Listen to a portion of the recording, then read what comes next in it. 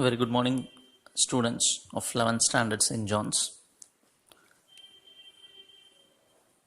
We are in fourth chapter now, and fourth chapter the topic name is combinatorics and mathematical induction.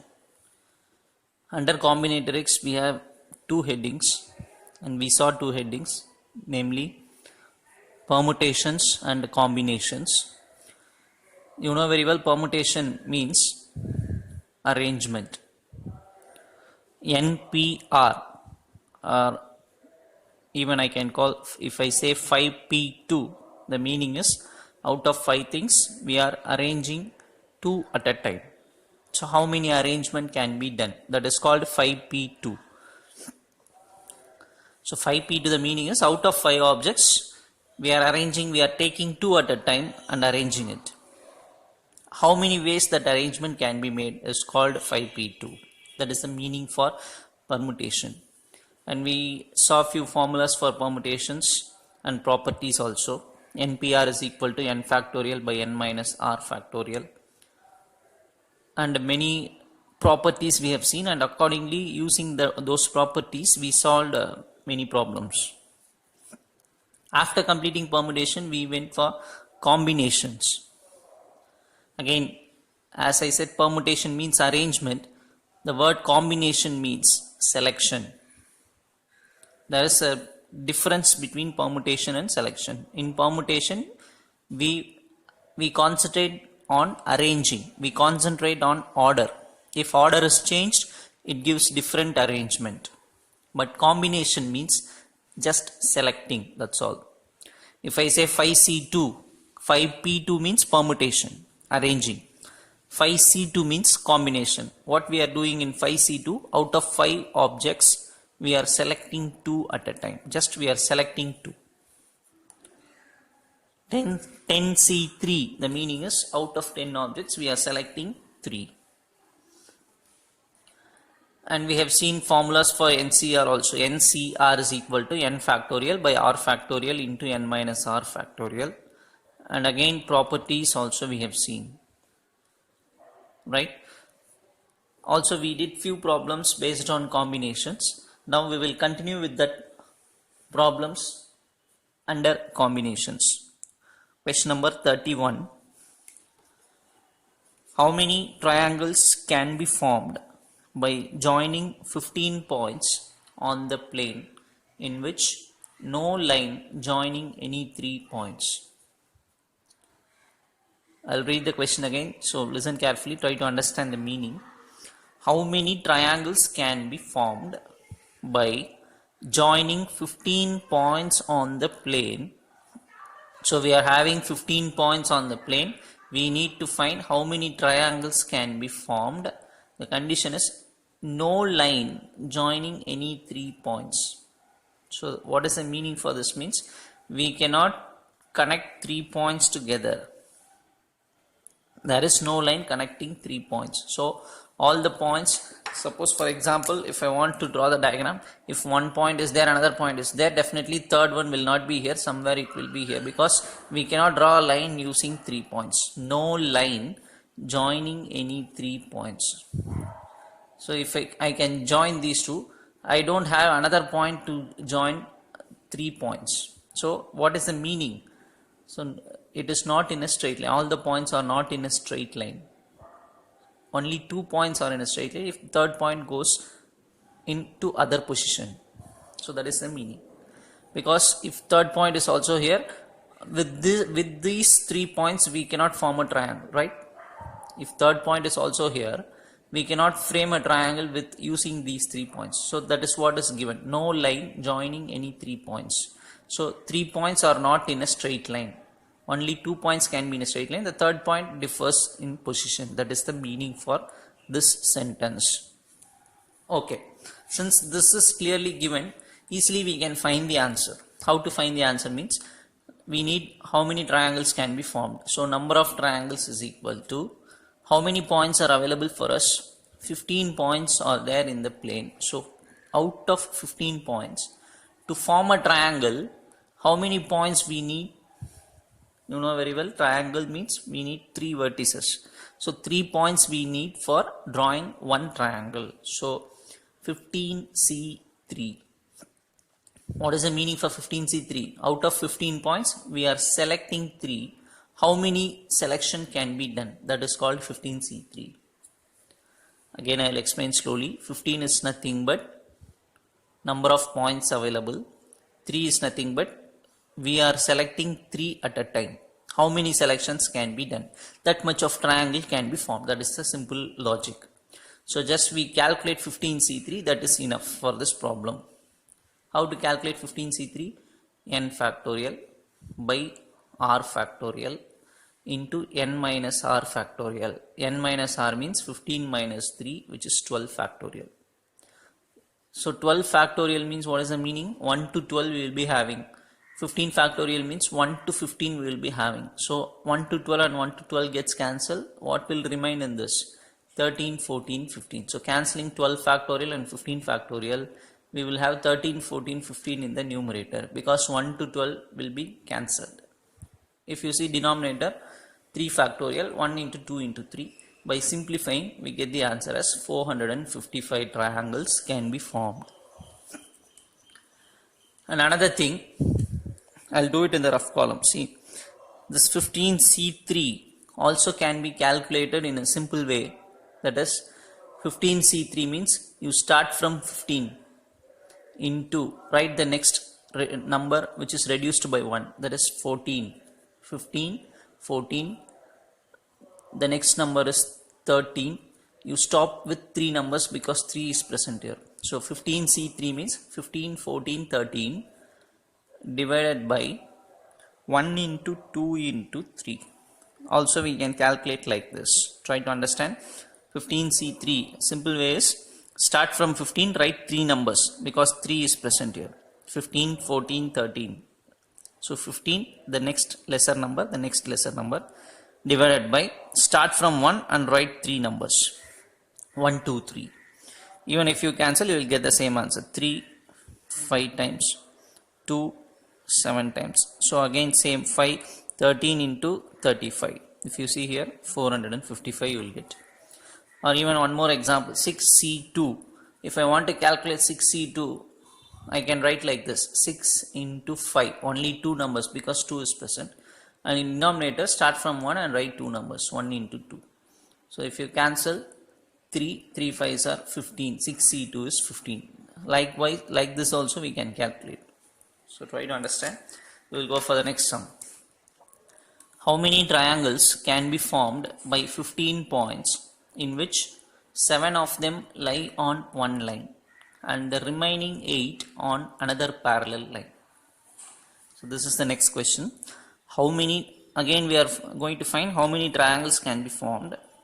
Again we are having 15 points, but the condition is in which 7 of them lie on one line and the remaining 8 on another parallel line.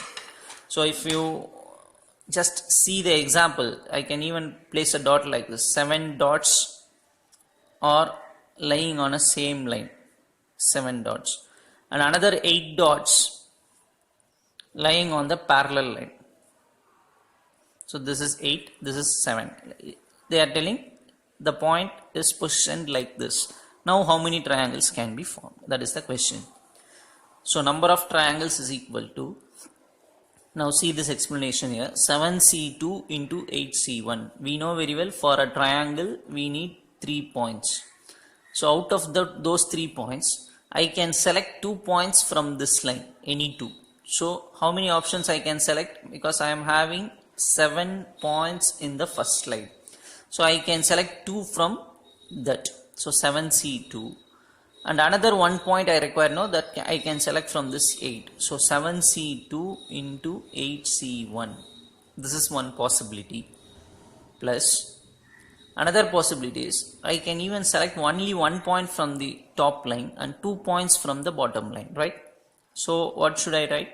7C1, that is I should select only 1 point from out of 7. 7C1 into, I can select 2 points out of this 8. So 8C2. So this is the possibility of selecting 3 points with this situation. Try to understand. I can select 2 points from the top line and 1 point from the bottom line. That is one way. The other way is select only 1 point from the top line and 2 points from the bottom line. So this is for the first procedure. This is for the second way. First way, we are taking 2 points in from the top line. Top line is having 7 points. So 7C2. Here 8 is having. Out of that we are selecting 1. Plus the other way. Only 1 point we are going to select from the top. So 7C1. 2 from the bottom. So into 8C2. You know very well how to calculate 7C2. 7 into 6 by 1 into 2. 8C1 means 8, you know, because of the property of combinations. Again 7C1 7. 8C2 means how to write 8 into 7 by 1 into 2. Simplify and get the answer as 364 triangles can be formed. Hope you would have understood. Try to understand the difference between these two problems. Question is almost like the same. The conditions are different. So try to understand the different conditions. We'll go for the next sum. Problem number 33. There are 11 points in a plane. No 3 of these lies in the same straight line. I think you will understand this because the same thing is given in the other problem also. There are 11 points totally. No 3 of these 11 points lies in the same straight line. So 3 points do not lie on a same straight line. That is what is given. Except 4 points which are collinear. Only 4 points lies in a same straight line out of this 11. So that is the meaning from this to this. Again I repeat, we are having totally 11 points, out of which only 4 lie in a straight line. The remaining 7 are not. What we need to find? Find 2 subdivisions are given. First one, the number of straight lines that can be obtained from the pairs of these points. So first question is very clear. We need to find how many lines can be obtained from the pairs, from the points. Second question, the number of triangles that can be formed for which the points are their vertices. So how many triangles can be formed using this 11 points? How many straight lines can be formed using 11 points? This is the question.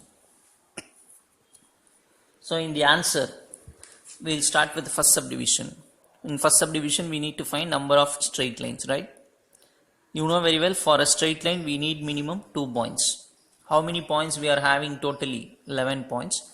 So 11C2, the meaning is, with totally if we have 11 points, how many straight lines can be drawn? So this is 11C2.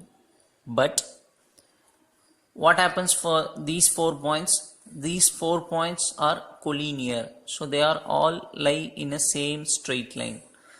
The meaning is, we cannot draw lines using collinear points, right? So 4C2, if we have 4 points like this, only one line can be calculated with this 4 points. I cannot say this is one line, this is one line, this is no. It all represents the same line. So with these 4 points, I can only draw one straight line. That is, I am putting +1 here. Only one straight line can be drawn using this. But since we have 4 points, 4C2 I should subtract from 11C2, because 11C2 is nothing but total number of straight lines that can be formed using 11 points. But out of that 4 are in a straight line. Therefore, I should subtract 4C2. What is the meaning of 4C2?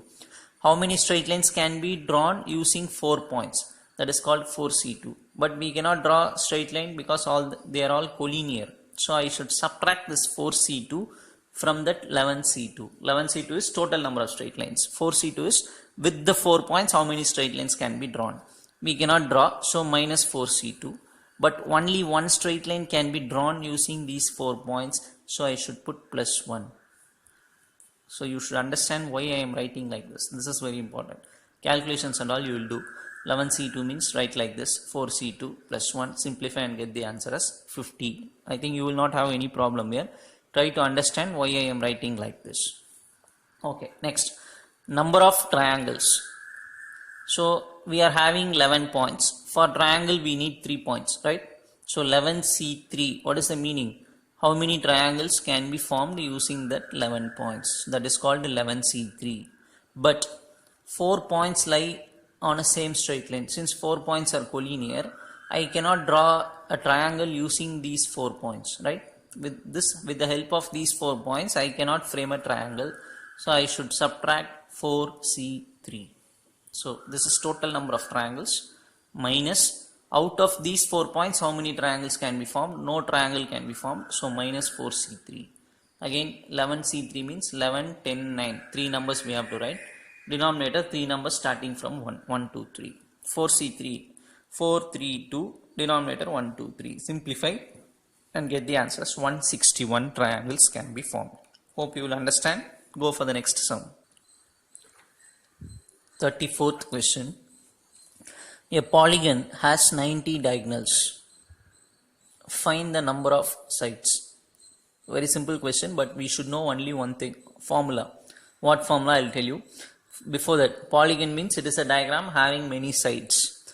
But it is given the polygon is having 90 diagonals. We need to find how many sides the polygon is going to have. So this is the concept that we should know.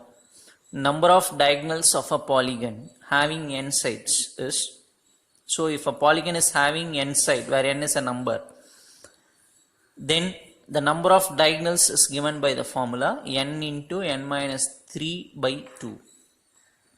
What is the formula? What is this formula represents? This is the formula for number of diagonals of a polygon. If a polygon is having n sides, then it will have only this number of diagonals. What? N into n minus 3 by 2. If n is 10, then 10 into 10 minus 3, 10 into 7 by 2. That number of diagonals it will have. That is the meaning. So try to read this formula first. Then what is given to us? 90 diagonals is given. So this answer was given to us. 90 is equal to, number of diagonals formula is n into n minus 3 by 2. So that is equal to 90. Right? Cross multiplying 2 into 90, bringing n inside, n square minus 3n, arranging it in a quadratic format. 2 into 90, 180, comes to this side, becomes minus 180 equal to 0. Factorization, minus 180. Why I am splitting like this? When I multiply, I will get minus 180. If I combine, I will get minus 3, which is present here. Minus 15 plus 12, minus 3. So how to split? N minus 15. This is plus 12. So n plus 12 equal to 0. Two values we are going to get. One is 15. From here, we are going to get minus 12. But if you see what is n? N is nothing but number of sides. So number of sides cannot be negative. So we will leave this answer and we will take this answer. So number of sides is given by 15. So this polygon will be having 15 sides. That is the meaning. I think you will understand. We will go for the next topic called mathematical induction. What is meant by mathematical induction? Mathematical induction is a process which will be helpful for a person to prove a result. We can even prove our own result using mathematical induction. Suppose, for example, if you find a formula for something, for any numerical calculation, suppose if you are finding a formula, means you can say that your formula is correct using these steps. If these steps are satisfied for your formula will be accepted and it will be considered as a real formula. So mathematical induction helps us to bring out results or create formulas for numerical calculations. So what it is? What are the steps involved? Step 1. Suppose if I am finding a formula, suppose if you are finding a formula, first we have to verify that the statement is true for n is equal to 1. So this is called initial step. Step 1 is we need to prove that our formula is true for n is equal to 1. In step 2, we should assume that our result is true for n is equal to k. Second step is we should assume that our result is true for n is equal to k. Step 3, we need to prove that our result is true for n is equal to k plus 1. Try to understand, only 3 steps are there. First one, we should prove that our result is true for n is equal to 1. Second step, we should assume that our result is true for n is equal to k. Third step, we again have to prove our result is true for k plus 1, that is n is equal to k plus 1. If we can able to prove this, that is if our result is true for n is equal to k plus 1, then our invention becomes formula. So then if we can able to prove that the statement is true for n is equal to k plus 1, then our result becomes the formula. So try to understand. First step is proving for n is equal to 1. Second step, assuming n equal to k is true. Third step, proving the result for n is equal to k plus 1. You will understand clearly when problems are done based on it. We will see the meaning of these steps in problems. We will go for a few problems now based on mathematical induction. So we will see one problem to understand what is mathematical induction. So the question is this: by the principle of mathematical induction, prove that for n is greater than or equal to 1, if n is greater than or equal to 1, the answer for 1 cube plus 2 cube plus 3 cube plus etc. n cube is n into n plus 1 by 2 the whole square. So this is the result given. Suppose if you have found out this result, then how to say this is a formula using principle of mathematical induction. So the question is, we have to use principle of mathematical induction to prove this result. So result was given to us, we need to prove that this is a formula. So what is our aim? First, I should consider this as my statement. So this is what I found out. P of n is nothing but my statement. What is my statement? If you add 1 cube plus 2 cube plus 3 cube plus etc. plus n cube, the answer is this. This was my statement. So in order to prove this is a formula, what is the first step we have to do? We need to prove the result is true for n is equal to 1. That is, if I put n is equal to 1 here, I have to prove p of 1 is true. First I should know what is p of 1 meaning. P of 1 meaning is just I am taking one term, that is the meaning. P of 1 means I am taking only one term. So LHS, whether LHS equal to RHS or not, I have to check. So I am taking LHS. LHS means this, out of which I should take only one term, because P of 1 I am finding. One term means LHS will become only 1 cube, which is 1. Now come for RHS. Here you replace n by 1, because P of 1 we are checking. So replace n by 1. So 1 into, if you put 1 here, 1 plus 1, 2 by 2 whole square. So in RHS what I am doing, substituting n is equal to 1. 1 plus 1, 2, 2 will get cancelled. 1 square is equal to 1. So now I can able to prove that LHS and RHS are giving the same answer. So I am writing LHS equal to RHS. Hence the result is true. P of 1 is true. First step, this is called step 1. I have proved that the result is true for n is equal to 1. That is, P of 1 is true. What is the next step? I have to assume that. Now I am assuming that the result is true for n is equal to k. That is, assuming that P of k is true. What is the meaning of P of k? I should have k terms. For example, 1 cube plus 2 cube plus 3 cube plus etc. Instead of n, I should put k. K cube is equal to, even in the right hand side, in place of n I should replace by k. So k plus 1 by 2 whole square.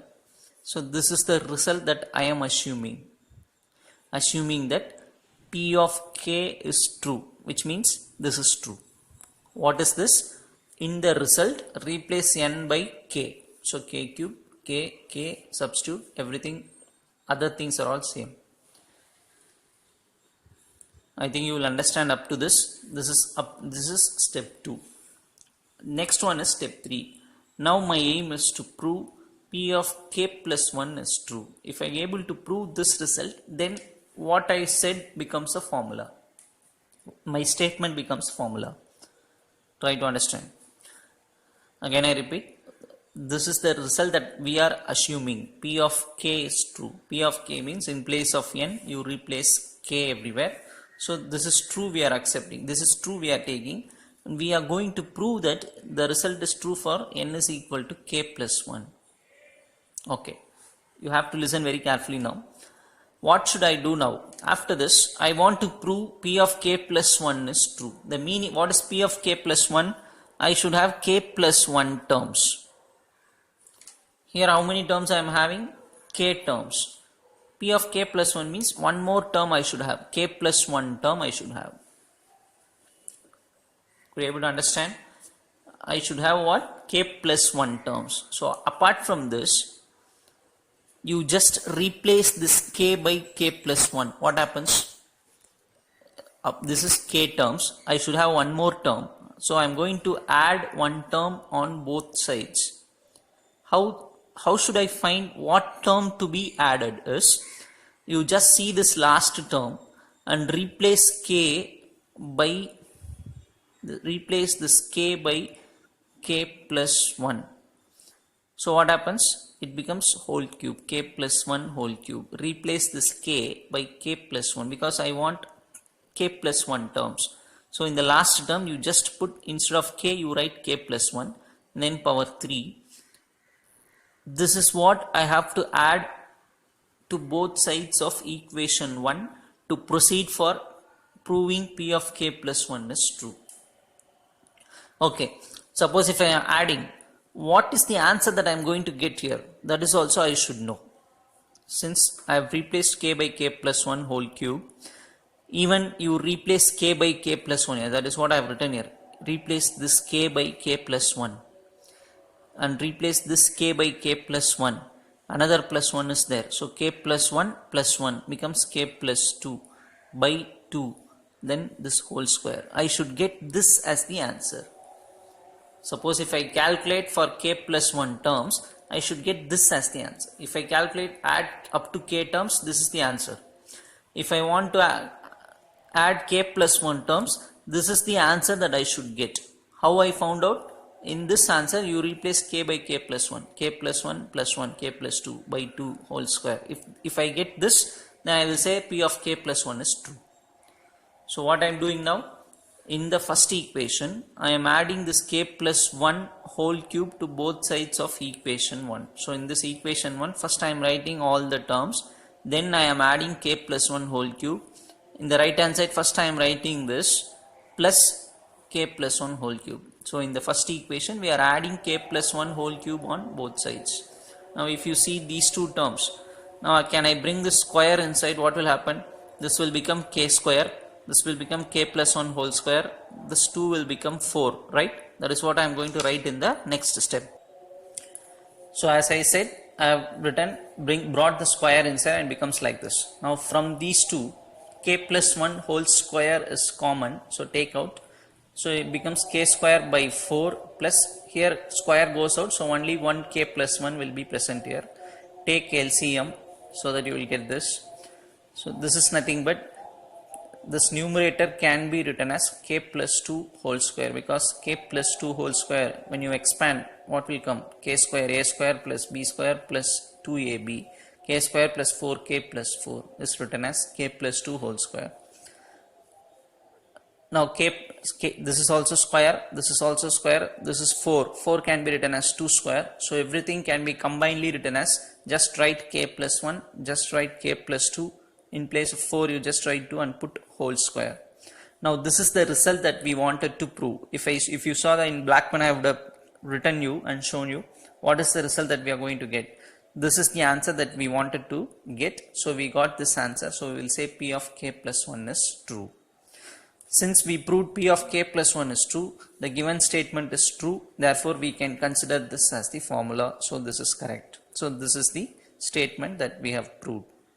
I think you will understand something what is meant by mathematical induction. If not, we will see one more example.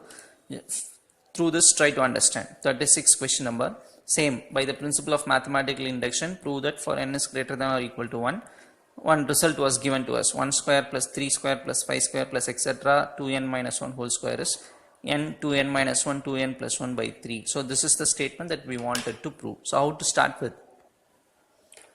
So as usual, what is the result given? We should take that as p of n. What is the first step? We need to prove p of 1 is true. 1 means take only one term. LHS is 1 square, 1. RHS means you substitute 1 in place of n. So 1, 2 minus 1, 2 plus 1 by 3. 3 gets cancelled. 2 minus 1 is 1. So 1. LHS 1, RHS is also 1. So P of 1 is true. Next what? We should assume that P of k is true. So you replace n by k minus 1 whole square. You replace n by k. So this result that we are going to assume, this is true, we are going to take. So that is taken as equation number 1. What is the final step? We need to prove that P of k plus 1 is true. So P of k plus 1 means just I should add some number with on both sides of equation 1. How to find that? Just in place of this k, you put k plus 1, then minus 1. If you bring inside, what will happen? 2k plus 2, 2k plus 2 minus 1. That is 2k plus 2 minus 1. This is 2k plus 1. So this is the term, since square is there, 2k plus 1 whole square. So this is the term that I should add on both sides. So see, add 2k plus 1 whole square to both sides of equation number 1. So what I am going to get? First write this equation, write fully, then put plus and write this term to be added, 2k plus 1 whole square. Similarly, in the last term, RHS, write RHS fully plus 2k plus 1 whole square, right? So what is the answer that I am going to get? How should find? In this RHS, you replace k by k plus 1. Replace k by k plus 1. See, I have written here. If you replace k by k plus 1, you will get 2k plus 1. If you replace k by k plus 1, you will get 2k plus 3 by 3. So this is the answer that I wanted to get. This is what I want to prove. K plus 1, 2k plus 1, 2k plus 3 by 3. We will see whether we can able to prove that or not from this. So from these two, which is common? 2k plus 1, 2k plus 1 whole square. So 2k plus 1 I am going to take as common. So after taking 2k plus 1 common, this is the remaining thing. Just bring this k inside, cross multiply this 3 so that you will get this step. After doing this, 6k minus k is 5k. Here, factorizing this 2k plus 2k square plus 5k plus 3 like this, you will be getting 2k plus 3. This is 1, so k plus 1 by 3. So making it in order, k plus 1, 2k plus 1, 2k plus 3 by 3. This is the answer that I wanted to get. So since I got this answer, I am going to say that P of k plus 1 is true. Since P of k plus 1 is true, the given statement is true for all the values of n. So I can say this is a formula. So this result is true for all values of n. I think you will understand this. If not, please see the first sum and this sum again and again so that you will understand. Write the classwork very neatly. Thank you, children.